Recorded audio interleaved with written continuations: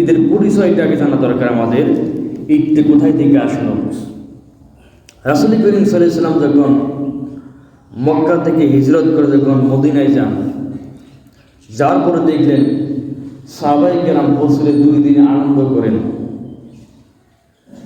2টা দিনের নাম হচ্ছে, একটার নাম হচ্ছে নওরোজ, একটার নাম হচ্ছে মেহেরজান। 2টা দিন, এই 2 দিনে তারা আনন্দ করেন। রাসূল করিম সাল্লাল্লাহু আলাইহি ওয়াসাল্লাম জিজ্ঞেস করলেন যে তোমরা এই দিনে কি করো, এত আনন্দ ফুর্তি খেলাধুলা করো, কারণটা কি? সাহাবায়ে কেরাম বলেন, ইয়া রাসূলুল্লাহ, আমরা জাহিলি যুগে এই 2 দিন আনন্দ করতাম, আজ এখনো করি আমরা সেই 2টা দিন।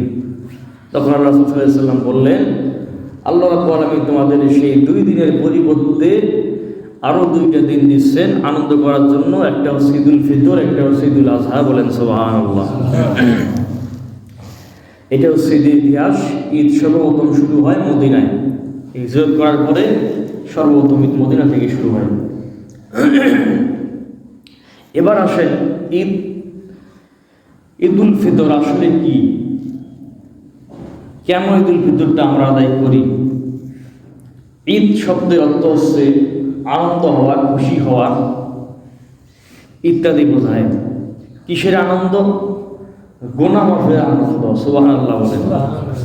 1 মাস সিয়াম সাধনা করার পর তারাবি, ইফতার, কোরআন তেলাওয়াত, জিকির আজকার, ইবাদত বন্দেগী করে আল্লাহর কাছে গুনাহ মাফ পাবার আনন্দ, এই জন্য ঈদের ভিতরে আনন্দ। বলেন সুবহানাল্লাহ।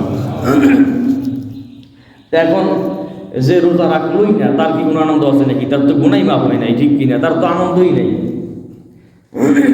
রাসূল করিম সাল্লাল্লাহু আলাইহি সাল্লাম ঈদের বিধান দিয়েছেন গুনাহ মাফের জন্য, আনন্দ করার জন্য। কিন্তু মুসলমানেরা গুনাহ মাফের চেষ্টা নাই, অন্য আনন্দ উৎসবে ব্যস্ত হয়ে পড়ে, ঠিক কিনা বলেন? একবার ঈদুল ফিতরের দিন, তখন ওমর রাদিয়াল্লাহু মুসলিম জাহানের 2য় খলিফা। ইসলামী রাষ্ট্রের নিয়ম হচ্ছে যিনি রাষ্ট্রের প্রধান হবেন, প্রধানমন্ত্রী যিনি হবেন, তিনি সেই রাষ্ট্রের সবচেয়ে বড় মসজিদে, সবচেয়ে বড় ঈদগাহ মাঠে ইমামতি তিনি করবেন।